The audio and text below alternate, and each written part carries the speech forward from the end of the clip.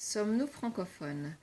Voilà une question dont la réponse peut paraître très simple. Nous sommes francophones dans la mesure où nous parlons, lisons et écrivons le français.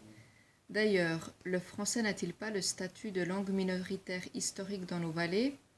En réalité, la réponse est beaucoup plus complexe, pour autant qu'on puisse en trouver une. Certes, nous sommes les héritiers d'une longue tradition francophone, voire même française à certaines époques, et le plurilinguisme fait partie de notre ADN.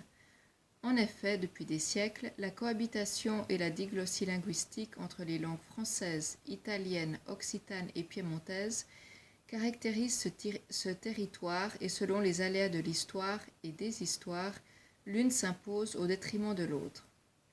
Mais aujourd'hui, les ressortissants de pays francophones mis à part, pour combien d'entre nous le français est encore la langue maternelle du quotidien?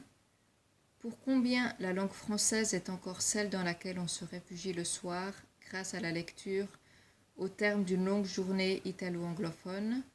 Sans doute nous sommes peu nombreux. Et alors, tout est perdu? Au contraire, tout peut recommencer à tout moment. C'est l'Organisation internationale de la francophonie qui nous vient au secours.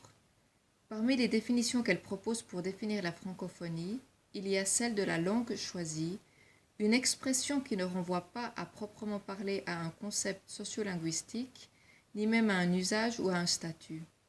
Elle vise bien plus le lien qui unit le locuteur à la langue dans laquelle il s'exprime, et elle pourrait renforcer nos racines francophones parfois un peu trop faibles et oubliées le long du chemin.